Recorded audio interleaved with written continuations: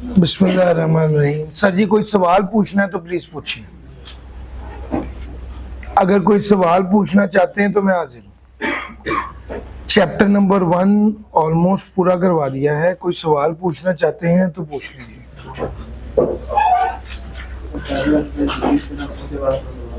जी sir, federal excise duty क्या होती है वो एक स्टूडेंट ने कहा है कि सर प्लीज इसको थोड़ा हाईलाइट कर दें। कर देते हैं सर।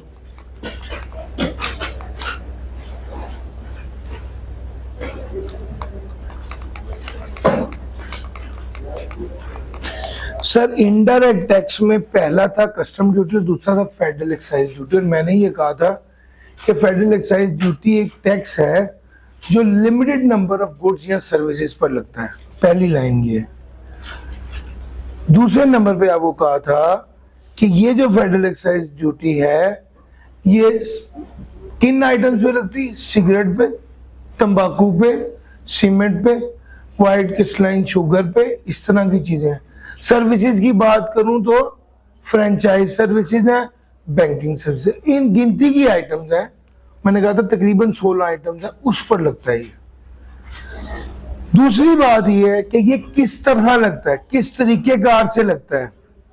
तो इसका जवाब ये था कि बाद चीजों पे तो ये प्राइस पे टैक्स लग जाता है, लेकिन बाद चीजों पे वेट की बेसिस पर लगता है या क्वांटिटी की बेसिस पर लगता है। फी किलो के हिसाब से टैक्स लग जाता है या क्वांटिटी का क्या मतलब है? नंबर के हिसाब से लग जाता है, फी आइटम के हिसाब से लग जाता है। तो भाई बाद चीजों पे ये वैल्यू की बेस पर लगता है और बाद इस पे। और अगर आप एक्सपोर्ट करेंगे तो कोई एफईडी नहीं लगेगी। ये स्टोरी थी सर एफईडी की। अच्छा, जहां पर डायरेक्ट और इनडायरेक्ट टैक्स पढ़वा दिया था तो उसके बाद जो अगला पहलू था वो था डिफरेंस बिटवीन डायरेक्ट और इनडायरेक्ट टैक्स, जो मेरे मुताबिक पेपर में आ सकता है। पहले जो पहली मौके पर डेफिनेशन थी, डायरेक्ट की डेफिनेशन लिखें जो डायरेक्टली गवर्नमेंट को जमा कराया जाए, और फिर इनडायरेक्ट का लिखें कि इनडायरेक्टली थ्रू इंटरमीडिएट गवर्नमेंट को जमा कराया जाए।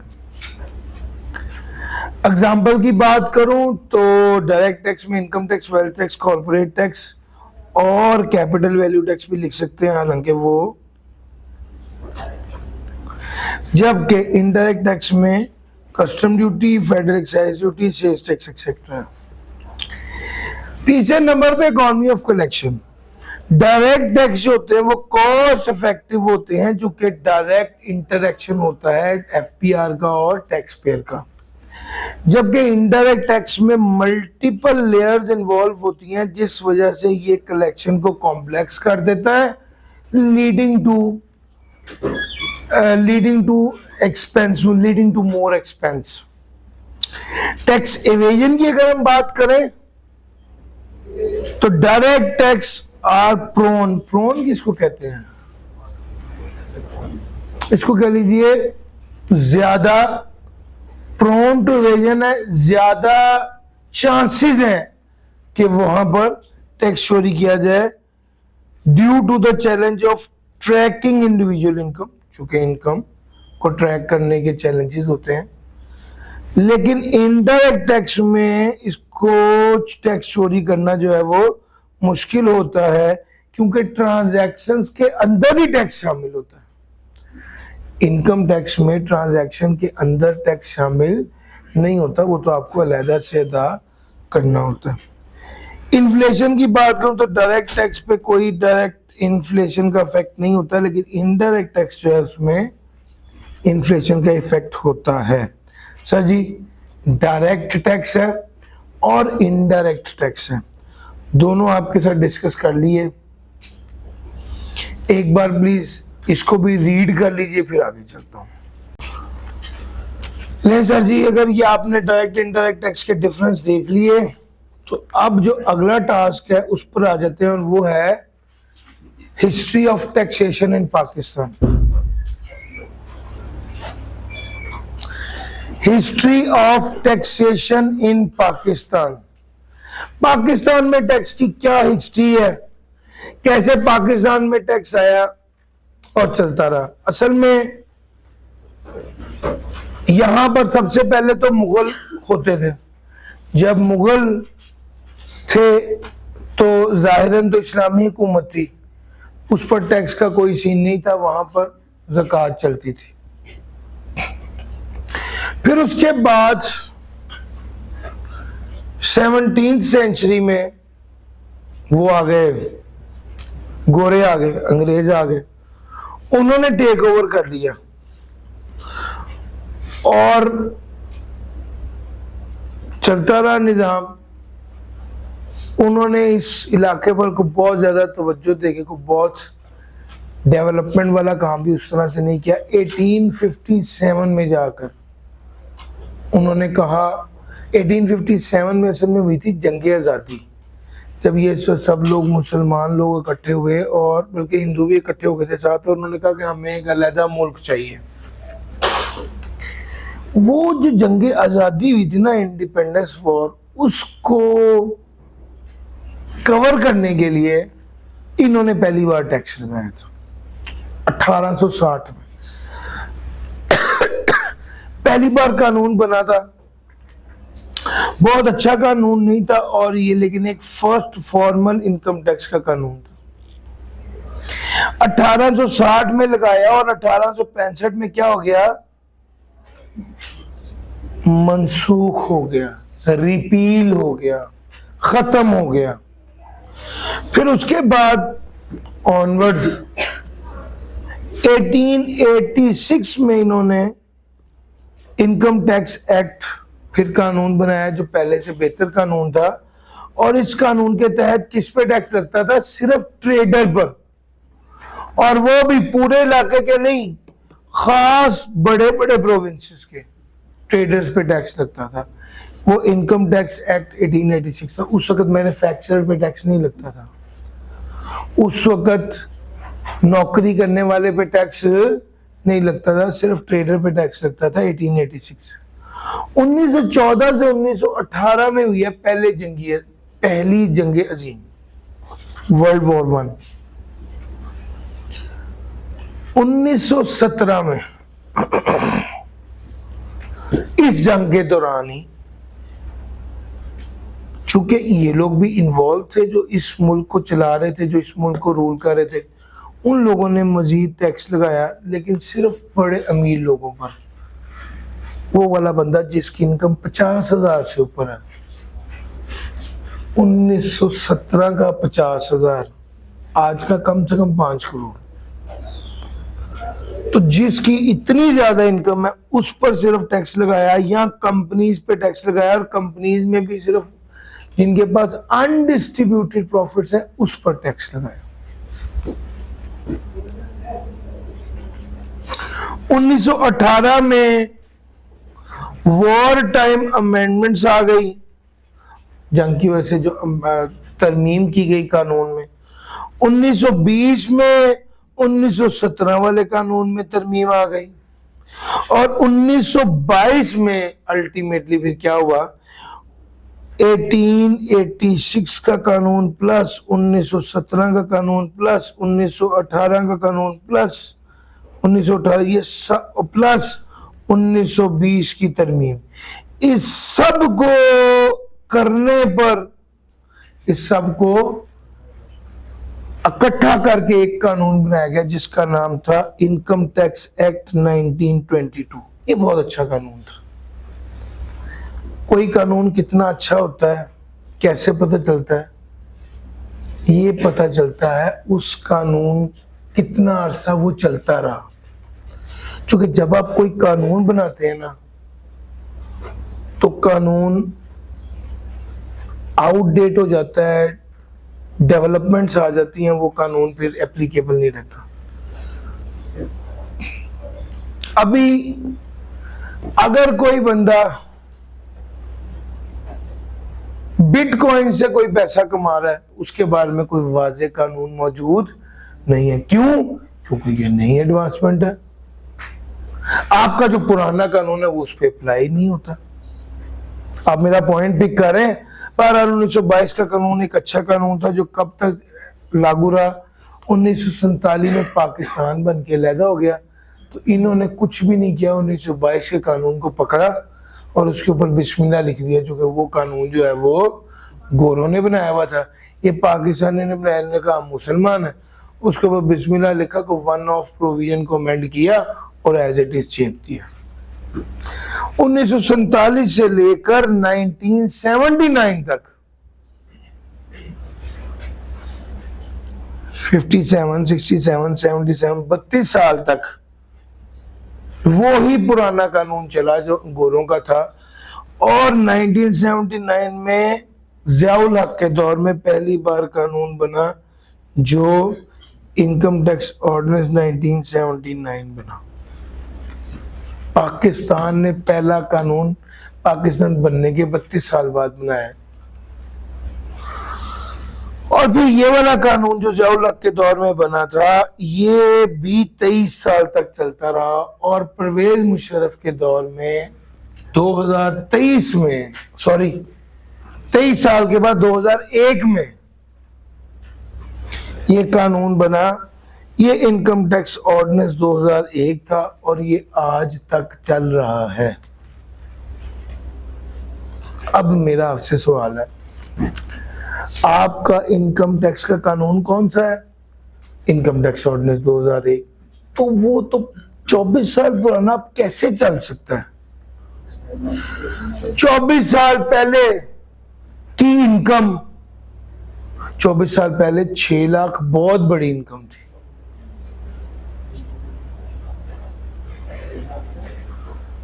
आज 2 तोला सोना नहीं आता 6 लाख का।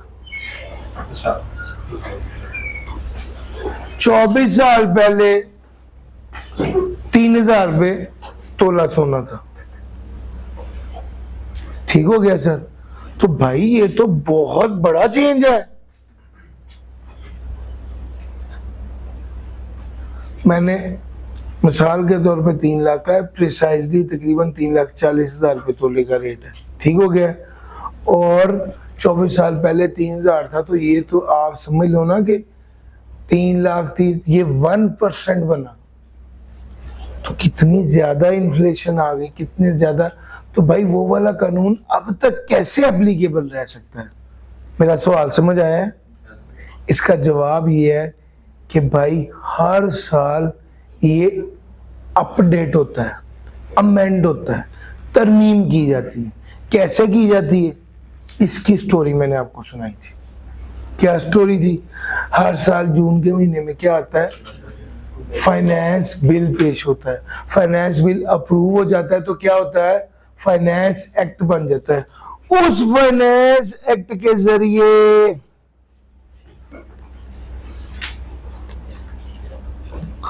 इसके अंदर नेसेसरी अमेंडमेंट और चेंजेस कर दी जाती हैं और फिर ये एप्लीकेबल हो जाता है। सर स्टोरी समझ आई है?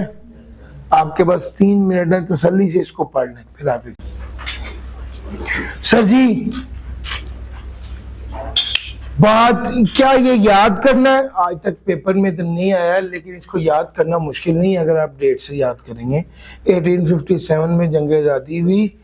1860 में पहली बार कानून बना। 65 में वो कानून खत्म हो गया। 86 में दोबारा बना।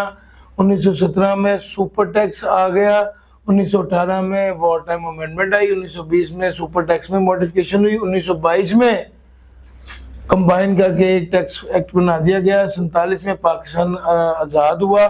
79 में पाकिस्तान ने पहली बार इनकम टैक्स ऑर्डिनेंस 1979 बनाया। फिर 2001 में इनकम टैक्स ऑर्डिनेंस 2001 बनाया जो आज तक एप्लीकेबल है। और मुश्किल तो नहीं लग रहा? लो सर, हम अब चल रहे हैं अगली एग्जांपल की तरफ जो है E1। अच्छा, आपको जबकि ऑब्जेक्टिव ऑफ टैक्सेशन पढ़ा दिया है तो आपको ये बात समझनी आसान होनी चाहिए कि टैक्स को लागू करने का मकसद आपको पता होना चाहिए। अगर गवर्नमेंट या टैक्स वाले चाहते हैं किसी चीज को एनकरेज करना तो वो क्या कर देते हैं? टैक्स कम कर देते हैं, टैक्स माफ कर देते हैं, या वो वाला खर्चा अलाउ कर देते हैं। टैक्स कम कर देते हैं, टैक्स माफ कर दे देंगे, वो वाला खर्चा। अगर गवर्नमेंट चाहती है किसी चीज को डिस्करेज करना तो गवर्नमेंट क्या करती है, टैक्स लगा देती है, टैक्स बढ़ा देती है। और अगर ये बात ना समझ आए तो एक बात तो हतमी है कि रेवेन्यू तो इकट्ठा हो ही रहा है। ये मेजर बातें आपके जेहन में होनी चाहिए। और इसके अलावा नॉन रेवेन्यू ऑब्जेक्टिव वाली बातें सर जी आपको हम इसकी प्रैक्टिस करते हैं। आप जरा यहां पर आ जाइए और टैक्स लॉज देखिए, फिर हम डिस्कस करते हैं कि इसका ऑब्जेक्टिव क्या होगा। यहां पर मैं इसलिए खड़ा हो गया हूं क्योंकि मैं चाहता हूं कि आप सिर्फ ये वाली बात देखें। Any amount transferred otherwise than banking channel will be deemed as income। ये कानून है कि अगर आप बैंकिंग चैनल के अलावा ट्रांजैक्शन करेंगे तो उस इनकम तस्वुर किया जाएगा। इस कानून को बनाने का मकसद क्या है, डॉक्यूमेंटेशन ऑफ, यार पढ़ाया ना, डॉक्यूमेंटेशन ऑफ इकोनॉमी। दूसरा आ गया tax on movable assets of the tax payer. Movable asset क्या है, गाड़ी है। गाड़ी पे टैक्स लगाने का क्या मकसद है, गाड़ी अमीर आदमी के पास है, अमीर बंदे से टैक्स वसूल करना और गरीब पर खर्च करना, leads to fair distribution of wealth. शाबाश sir. High tax on import of luxury goods, luxury goods की इंपोर्ट पर ज्यादा टैक्स लगाना क्या मकसद है, ताकि लग्जरी गुड्स की आइटम को क्या किया जाए, इंपोर्ट को डिस्करेज किया जाए। Allowability of expense of research and development, research and development के एक्सपेंस को अलाउ करने का क्या मकसद है, एनकरेज करना research and development. Zero rating on export, export पर 0% टैक्स लगाना, इसका क्या मकसद है, एनकरेज करना एक्सपोर्ट को। Tax carried on donation to approved institution, sir ji approved institution को डोनेशन टैक्स क्रेडिट दिया जाता है अगर वो डोनेट करे, अगर अप्रूव्ड इंस्टीट्यूशन को डोनेट किया जाए तो टैक्स क्रेडिट दिया जाता है। इसका मकसद है एनकरेज करना डोनेट करने को या कल्चर ऑफ डोनेशन को। Tax exemption to software exporters, software के एक्सपोर्ट को क्या किया जाए, एनकरेज किया। टैक्स ऑन सैलरी इनकम, जी सैलरी इनकम पर टैक्स। अब यहां पर आप ये तो नहीं कह सकते कि टैक्स लगाया तो इसलिए ताकि लोग नौकरी छोड़ दें, ये तो लॉजिकल नहीं है ना। तो फिर पीछे क्या रह गया, रेवेन्यू को लेकर। एक बार जल्दी से ये सारे देखें, फिर उसके बाद एक प्रैक्टिस क्वेश्चन और कराऊंगा, बल्कि इसके बाद इंशाल्लाह मैं आपको दूंगा, आप करेंगे, मैं वो चेक करूंगा।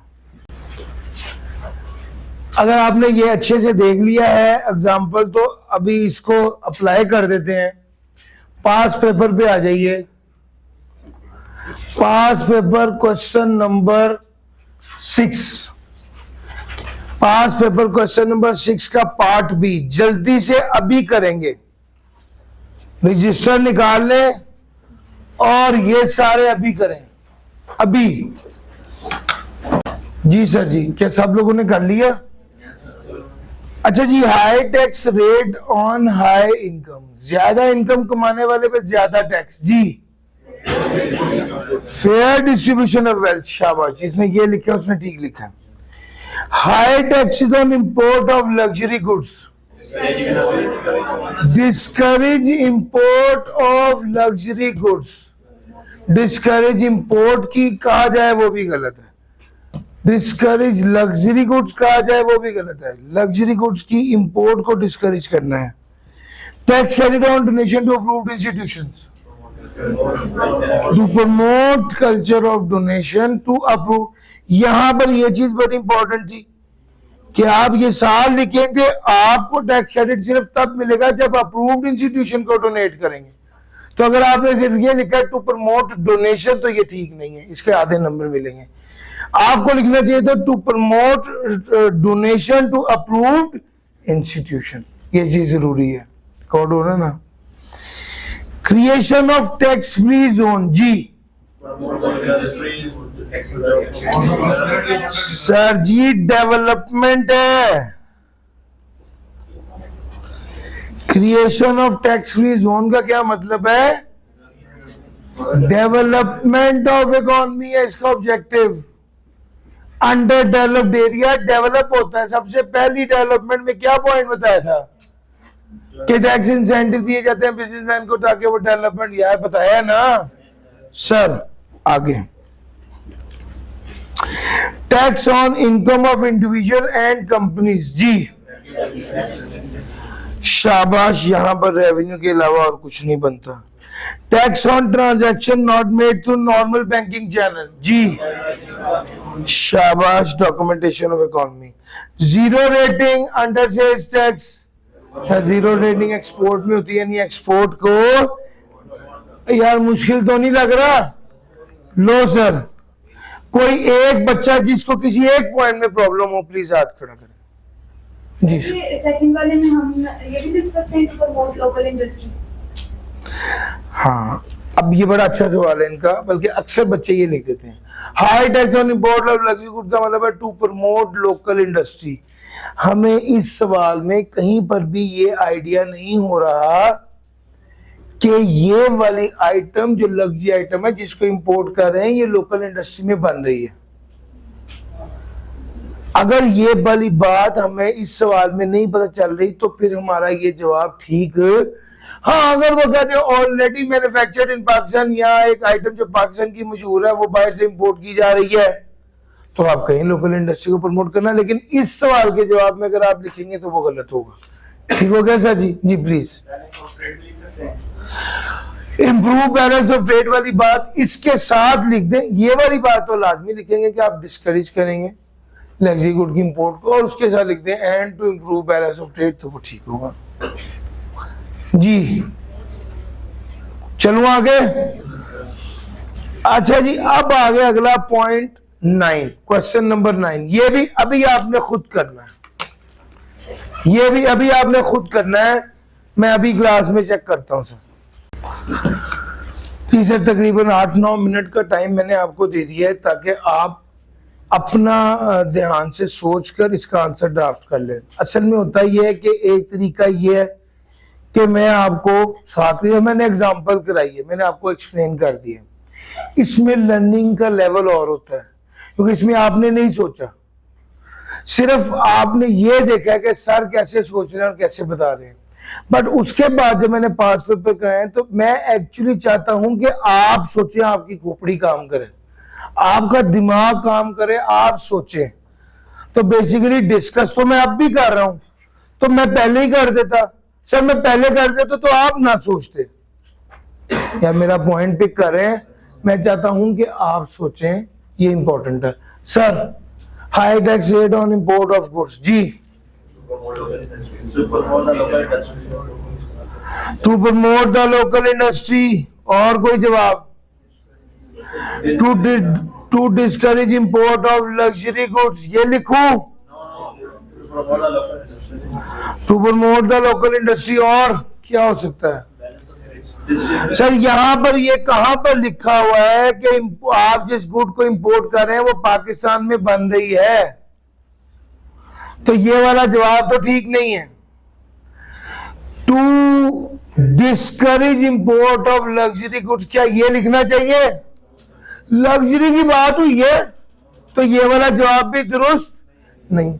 To discourage import of goods to create good balance of trade, this seems more appropriate.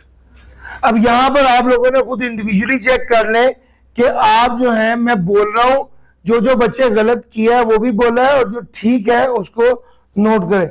Zero rating under the sales tax act, encourage export, decrease in sales tax rate. Sir जी आप sales tax rate को कम करेंगे, जब indirect tax को कम करते हैं तो inflation का इफेक्ट काउंटर होता है। पॉइंट समझ आ रहा है?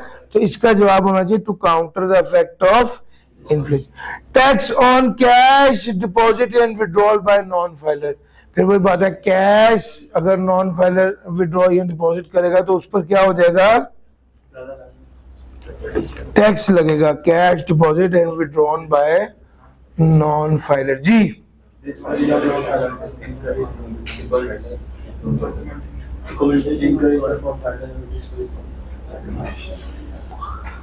सर इसका जवाब है documentation of economy. Documentation of economy क्यों सर? असल में आप कैश की ट्रांजैक्शन को, डिपॉजिट या विड्रॉल को क्या कर रहे हैं? डिस्करेज कर रहे हैं बैंकिंग चैनल को। Introduction of tax holiday period for construction related industry. अब टैक्स हॉलिडे का लफ्ज तो पहली बार सुना, देखा, पढ़ा सर जी, लेकिन ऑन द एग्जाम डे आपको इतना समझदार होना चाहिए कि आप इम्प्रोवाइज कर सकेंगे टैक्स हॉलिडे से मुराद क्या होगा। टैक्स की छुट्टी, टैक्स की कमी, टैक्स की छूट, ये कब होता है? जब आप एनकरेज करते हैं। यहाँ पर बेसिकली आप प्रमोट कर रहे हैं construction related high tax rate on interest income. जी, high tax rate on interest income. जी, डिस्करेज करें इंटरेस्ट इनकम को। Increase in tax rate for online sale. जी, sorry, decrease in tax rate for online sale पर tax rate कम कर दिया है। प्रमोट कर रहे हैं। टैक्स कम करने का मतलब है कि आप प्रमोट कर रहे हैं ऑनलाइन सेल को। Tax credit to person for employing fresh graduates. Fresh graduate, unemployment को खत्म करना, एम्प्लॉयमेंट को बढ़ाना, ऐसी इंडस्ट्री को प्रमोट करना जो फ्रेश ग्रेजुएट्स एम्प्लॉय कर रहे हैं। High tax rate on luxury item. Discourage करना लग्जरी आइटम को, यही लिखा है? गलत है। Discourage import of luxury item, ये लिखा है? ये भी गलत है। जी सर जी, यहां पर इंपोर्ट की तो बात ही नहीं कर रहे। यहां पर क्या बात कर रहे हैं? लग्जरी आइटम की। लग्जरी आइटम कौन इस्तेमाल करता है? अमीर आदमी। अमीर आदमी अगर पाकिस्तान में अगर स्पोर्ट्स बाइक, स्पोर्ट्स कार बन रही है तो उसमें इंसान के बच्चे नहीं काम करते, उसको बंद करा दें? नहीं। आप जब वो उस पर सिर्फ टैक्स ज्यादा लगाएं, क्यों? अमीर आदमी खरीद रहा है। अमीर आदमी से पैसे लेकर गरीब पर खर्च करना leads to fair distribution of wealth, ये आंसर होना चाहिए। Allow expenditure on surgery, research and development का एक्सपेंडिचर अलाउ करें तो इसका क्या मतलब है? एनकरेज कर रहे हैं, एनकरेज कर रहे हैं। जल्दी से एक बार सारे देखें आपने कौन कौन से किए हैं, और एक बार देखें कहीं कोई प्रॉब्लम, कोई कंफ्यूजन है तो पूछिए। जी, फिफ्थ वाला point sir, tax holiday period को इंट्रोड्यूस किया कंस्ट्रक्शन रिलेटेड हॉलिडे, यानी कंस्ट्रक्शन रिलेटेड इंडस्ट्री को प्रमोट किया है टैक्स माफ करके। जी, और कोई सवाल? डॉक्यूमेंटेशन, कैश के विड्रॉल पर टैक्स लगाना डॉक्यूमेंटेशन है। जी, और कोई बात? सर हम इसमें टैक्स इवेजन भी लिख सकते हैं, डिस्करेज करना? नहीं सर, टैक्स इवेजन का तो कोई ताल्लुक नहीं है इससे। जी सर, एट वाला पॉइंट है जो फ्रेश ग्रेजुएट्स को एम्प्लॉय कर उसको, यानी यहां पर आपका ऑब्जेक्टिव होगा एम्प्लॉयमेंट को इंक्रीज करना, या ऐसे लोगों को, पर्संस को इंक्रीज, ऐसे पर्संस को इंकरेज करना जो फ्रेश ग्रेजुएट्स को एम्प्लॉयमेंट दे रहे हैं। ऐसे पर्संस को इंकरेज करना जो फ्रेश ग्रेजुएट को एम्प्लॉयमेंट दे रहे हैं, या अनएम्प्लॉयमेंट को कम करना, या एम्प्लॉयमेंट को इंक्रीज करना। जी, और कोई बात? 5 का डेवलपमेंट ऑफ इकोनॉमी हो सकता है। सर जी, जब आपको टैक्स हॉलिडे की बात करें, टैक्स में कमी कर दी कंस्ट्रक्शन रिलेटेड इंडस्ट्री में, तो ज्यादा अप्रोप्रिएट इसमें यही लगता है कि आप जिस पर टैक्स माफ किया है उसको इनकरेज करने की बात करें। दैट सीम्स ज्यादा अप्रोप्रिएट। जी सर जी, मैंने आपको इसके पास पेपर क्लास में करवा दिए ताकि कोई कमी ना रह जाए। Question number 1, primary objective of a taxation system is to collect revenue. You are required to list, मैं सारे पास पेपर अब वन बाय वन देखने लगूं, आप गौर करेंगे आपको समझ आ जाएगी कि यार ये तो एक ही सवाल बार बार आया हुआ है। सर जी non, you are required to list the other objective, non revenue objective. 10 number का सवाल है, 2014 में 30 मार्क्स का होता था चैप्टर 1 to 3, फिर उसके बाद ये 10 मार्क्स का हो गया। अब ये 10 नंबर का नहीं आ सकता, अब ज्यादा से ज्यादा 4 नहीं तो 5। Question number 2, tax can be use for development of economy. Question number 3 indirect taxes. Sir जी पता है कौन कौन से हैं? Custom duty, federal excise duty, sales tax. Yes, इसको एक्सप्लेन करना था, सिर्फ नाम नहीं लिखने थे। Question number 4, list any 5 non revenue objectives. फिर दोबारा वही। Question number 5, state any 3 non revenue objectives. फिर दोबारा वही। क्वेश्चन नंबर 6 का पार्ट ए, इनडायरेक्ट टैक्सेस। फिर दोबारा वही। 6 का पार्ट बी करवा दिया है। Question number 7, broad principle for levy of tax. जी कौन से हैं? Benefit principle, ability to pay, equal distribution principle. 3 indirect taxes. फिर वही एफईडी और कस्टम ड्यूटी, एफईडी और sales tax. The taxes are primary revenue yielding tool of the government. State 5 ways by which taxes can be used. Sir जी development of the economy की सीधी सीधी बातें लिखनी थी। क्वेश्चन नंबर 9 करवा दिया।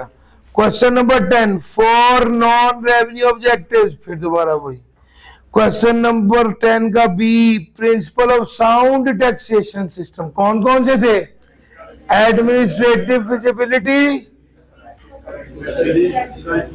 सर दूसरा क्या था? इक्वालिटी या थ्योरेटिकल जस्टिस। तीसरा क्या था? Administrative feasibility. चौथा क्या था? कंसिस्टेंसी। जी 4 पॉइंट्स ये थे। फिर उसके बाद दोबारा अगली अटेम्प्ट में फिर दोबारा आया, बल्कि 2 अटेम्प्ट छोड़ के साउंड टैक्स सिस्टम के बारे में बात की। फिर question number 12, 4 veg by which taxes can be use company development. फिर डेवलपमेंट की बात की। फिर इनडायरेक्ट टैक्सेस को एक्सप्लेन करें, ये ऑटम 24 में आया। मैंने आपको चैप्टर नंबर 1 प्रैक्टिस क्वेश्चंस, पास पेपर्स, डिटेल में सारी थ्योरी सब कुछ कवर कर दिया है।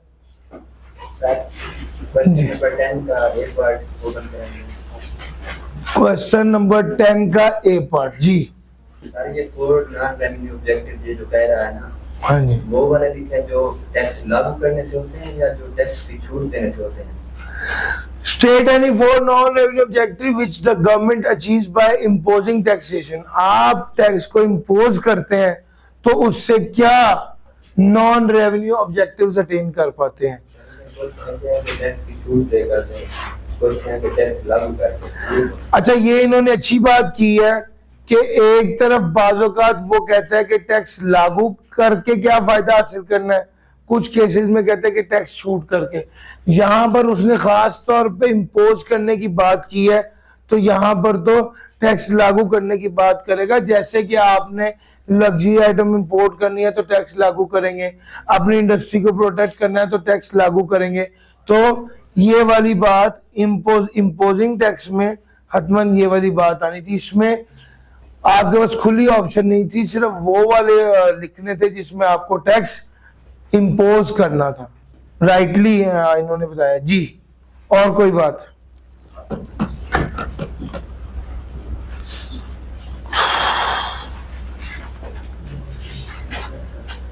नो सर, यहाँ पर हम ये चैप्टर भी खत्म कर रहे हैं, आज की क्लास भी खत्म कर रहे हैं। कल जुम्मा है, कल क्लास भी 2:15 होगी और कल इंशाल्लाह चैप्टर 4 शुरू करवा दूंगा। सैटरडे का प्लान है चैप्टर 1 का, इंशाल्लाह सैटरडे का ही कहा हुआ है ना। अगर स्टूडेंट्स जिन्होंने लेट ज्वाइन किया, जिनके लेक्चर पेंडिंग्स हैं, उन लोगों के लिए मैंने ये प्लान किया है कि हम इसको सैटरडे के बजाय मंडे पर शिफ्ट कर दें। जिन लोगों के लेक्चर पेंडिंग है जिन लोगों को थोड़ा टाइम चाहिए, जिन लोगों ने लेट ज्वाइन किया है, वो सब भी कनेक्ट हो जाए। इतवार की छुट्टी आपके पास आ गई है। अब अच्छा मौका है कि आप चैप्टर 1 कवर करके साइड पे करते हैं। 5 नंबर का इसमें से सवाल आता है और आना है हर बार इंशाल्लाह। लेकिन आज के लिए इतना ही होगा। थैंक यू जी, अल्लाह हाफिज।